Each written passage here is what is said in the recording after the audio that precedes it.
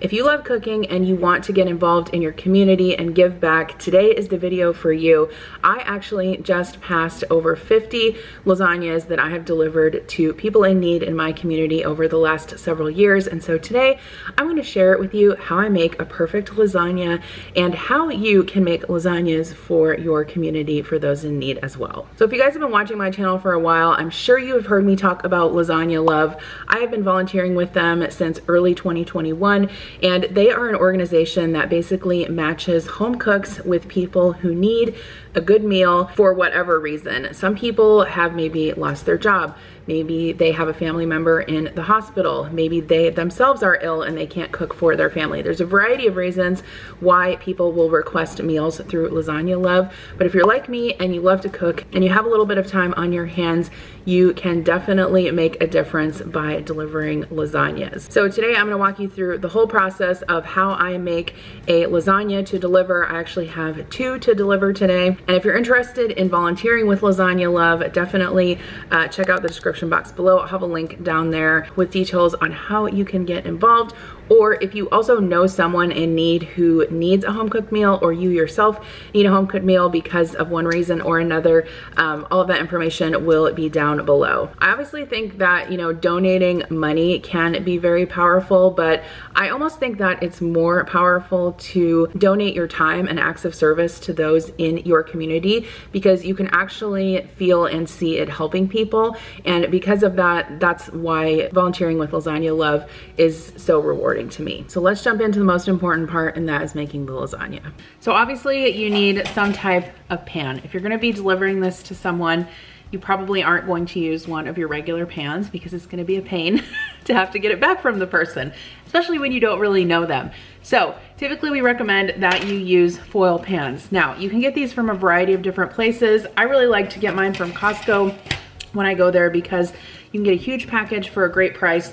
Also places like Amazon and Temu will have all types of different sizes of foil pans, and I like getting these, especially let's say I get a request just to cook for one person or maybe a couple. I could make a couple tiny little pans of these lasagnas.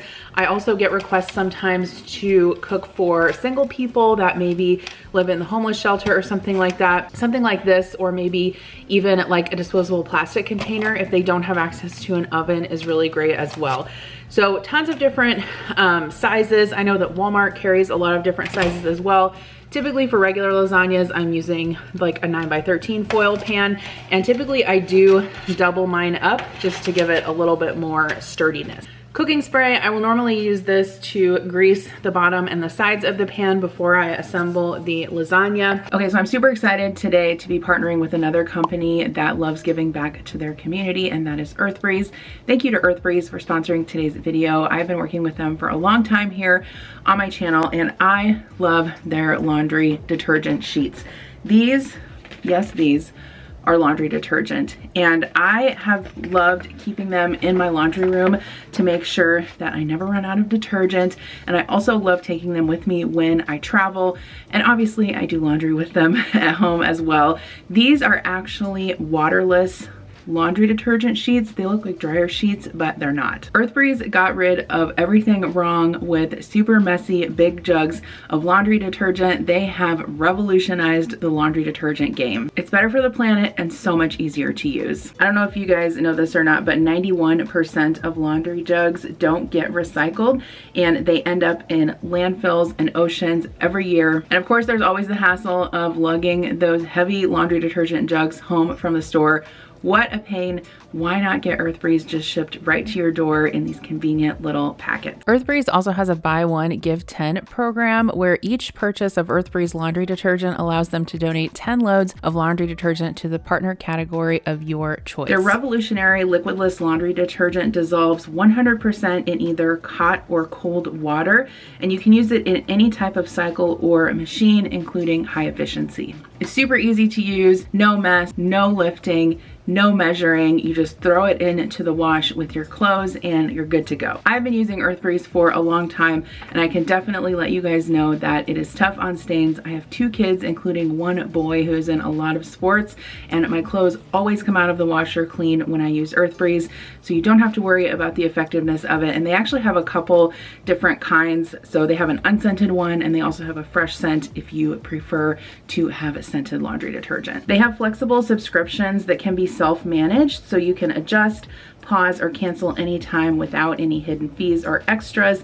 And Earth Breeze is delivered right to your door via carbon neutral shipping. Their eco sheets are hypoallergenic, and they have a 100% satisfaction guarantee or your money back, so you can definitely try them out risk-free. Most importantly, Earth Breeze is tough on stains and removes odor, so you still get a powerful clean every time. There's no reason not to switch. So if you guys want to take advantage of this awesome sale that Earth Breeze is offering my viewers, I'll have a link in the description box below. You can go to earthbreeze.com/Chapin to get started with 40% off Earth Breeze today. So make sure you take advantage of this sale. Once again, the link is in the description box below. It's earthbreeze.com/Chapin to get started with 40% off Earth Breeze Eco Sheets. And thank you again to Earth Breeze for sponsoring today's video. And then noodles. So there's a lot of different kinds of lasagna noodles that you can choose from. These are the ones that I happen to have on hand right now. I have these from Fairway. They're just oven ready lasagna noodles, meaning that you don't have to boil them. And there's a lot of discussion about this, and many people do theirs differently. Typically when I use these type of oven ready noodles, these are the Barilla ones, and they're nice and flat and thin. I typically do not boil these, but if I'm using regular like pasta lasagna noodles, I boil them sometimes, but typically what I'll do to make it easier is just soak them in hot water. So I'll put my lasagna noodles in one of my pans, and I'll just run hot water over this, and I'll let it sit for like 20 to 30 minutes. And it really helps to soften the noodles, and you don't have to dirty a pot and deal with boiling water and all of that. It's actually really convenient. The only thing I will say, if you're gonna use these type of noodles and you don't boil them, sometimes your lasagna will come out very dry, and that's because all of the water in your pasta sauce is gonna get sucked into these noodles. And sometimes it will come out, like I said, very dry, and sometimes can even burn. So what they suggest to do in lieu of boiling or soaking them is to add water to your pasta sauce, so that the pasta sauce will have more water than to soak into the noodles. Obviously this is a preference, but typically I will just soak mine in hot water. And then for the sauce, so you know, when you do lasagna love, you'll get quite a few different requests. Some people request to have meatless if they're vegetarian.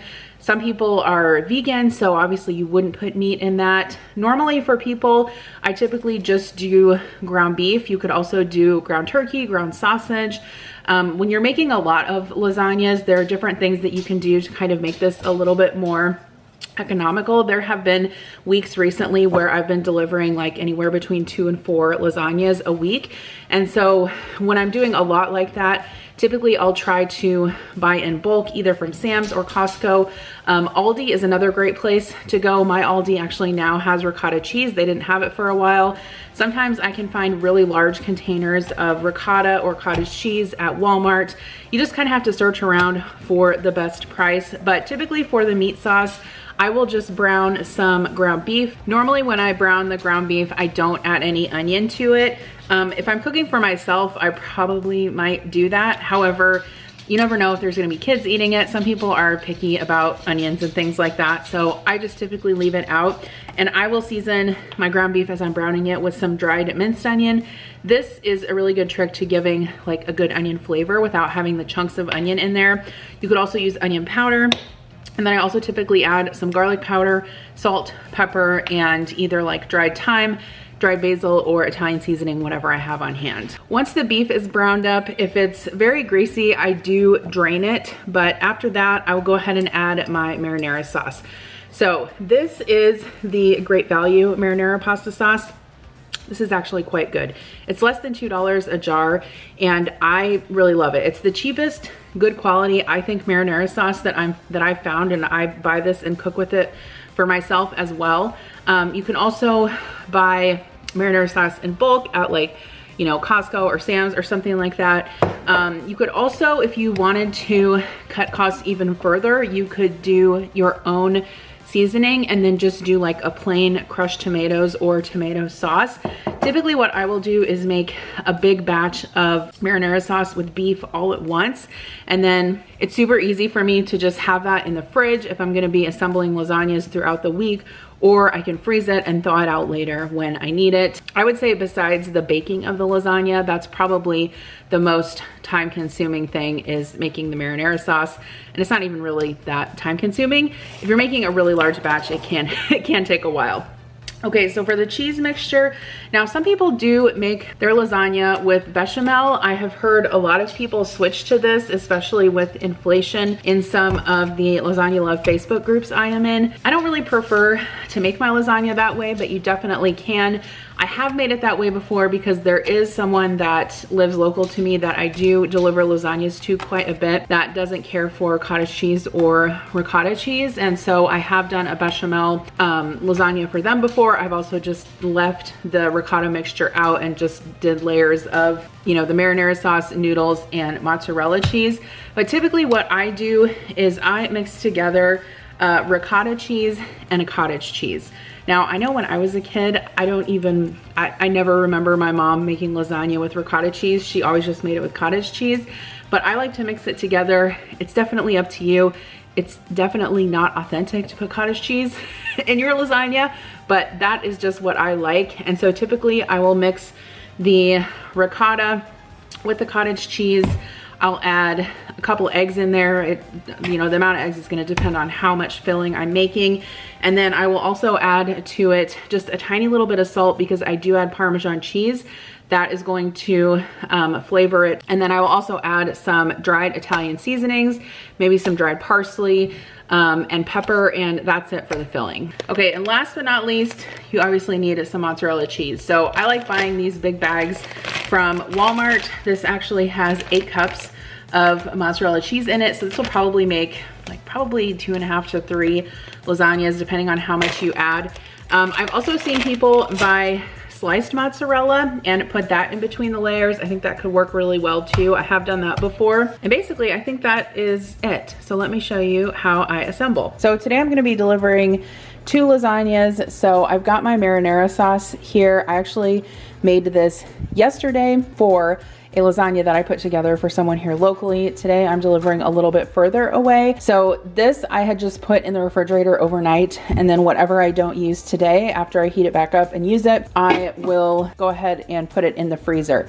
Now you can, you know, make the lasagna cold. Like if you, like let's say you had the, you know, marinara sauce in the refrigerator, you could put everything together cold and put it in the oven that way, but it's obviously going to take longer to bake and come to temperature. Okay, so I've got my oven preheated to 400. I'm going to go ahead and put together the cheese filling. So I'm going to do my best to type a recipe out for you guys because I know that everyone likes that. However, I will just say off the jump that my measurements are going to be approximate. So always, you know, season to your taste, because I have just made this so many times that I don't even really use a recipe anymore. So mostly I will just be estimating. But what I'm using here is 2 containers. These are 32-ounce containers of whole milk ricotta. You can use part skim ricotta if you want to. I like the taste of the whole milk ricotta. And then 1 24-ounce container of whole milk cottage cheese. You could use any type of cottage cheese that you want. Personally, I find that when I'm putting cottage cheese in ricotta to make lasagna with, it doesn't really matter what brand I use because you're not going to be eating it plain. Whereas like obviously if you were eating, you know, cottage cheese plain, you might be a little bit more picky about the brand. I did post a video once on my channel where I was showing how I made lasagna and I added the cottage cheese, and oh my gosh, I got so many comments telling me how disgusting that was. I'm like, I'm pretty sure if you grew up in the Midwest in the 80s, you had lasagna with cottage cheese in it. That's just, that's just how it worked. Okay, so to my cheese mixture, I'm gonna sprinkle in a little bit of garlic powder and some pepper. Like I said, I don't add a ton of salt because we're gonna add some Parmesan, and that's gonna be salty. Shredded Parmesan, but you could also use grated if you wanted to. That's normally what I have on hand, but since I have the shredded, I'm gonna go ahead and use that. This is stir. Probably should use a bigger bowl. Okay, and then Italian seasoning. I'm gonna add some of that. I like to add that to the cheese mixture. If you have chopped fresh parsley or like minced basil, that's good in here too. Sometimes I add that if I have herbs in my fridge that I want to use up. For this amount of cheese mixture, I'm gonna add, probably gonna add 3 eggs. You don't want too many, but obviously the egg will help to, you know, it'll help this cheese mixture set up a little bit when it bakes in the oven. I'm just gonna mix it in my cottage cheese container so I can get everything combined. And that is it. So I'm gonna carefully stir this up until everything is mixed. All right, so we can go ahead and start assembling. So I've got my pans here. I'm gonna just spray these. This is avocado oil spray. You could use vegetable oil spray, Pam, whatever you have. I really like to use a measuring cup to scoop the sauce out, and that seems to work really well for me. You always start in the bottom of your pan with a layer of sauce. If you just add noodles to it, obviously the noodles are just gonna stick right to the bottom. So you wanna have that layer of sauce in the bottom so that those won't stick. Okay, and then I've got my noodles that I soaked over here. They're just barely pliable. So what I like to do is I like to do sauce, noodles, ricotta, more sauce, mozzarella, and then start with the pasta again. That's how I normally like to do my layers. I would say probably spreading the ricotta is the most tedious, but you get the hang of it once you do it so much. And the other thing I was gonna say also is that I usually only do 3 layers of noodles in these pans, because what you'll find is that the noodles, once this cooks, the whole thing will expand quite a bit.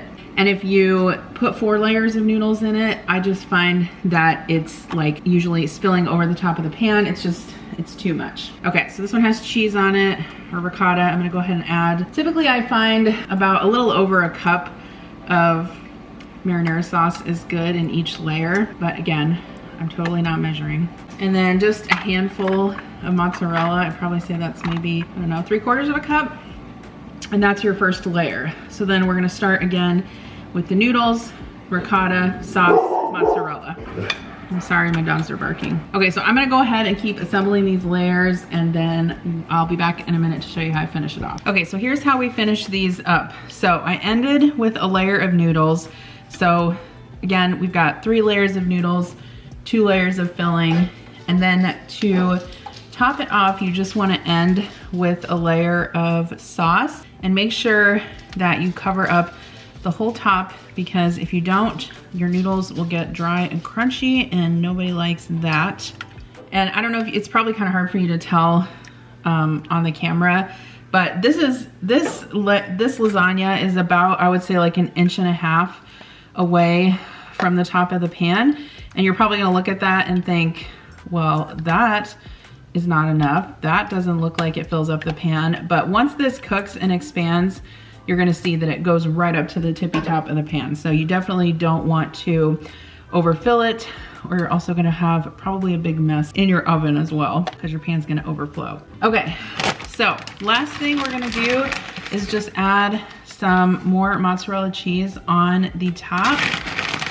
And normally I add a little bit more on the top than I do in between the layers, just to make sure that the top is nice and cheesy, because everyone likes that. And that's it. So you wanna cover these up with foil. I find that they take about an hour to bake, sometimes an hour and 10 minutes. I've got just about an hour today, so I'm probably gonna crank this up to 425, and we'll get these babies in the oven.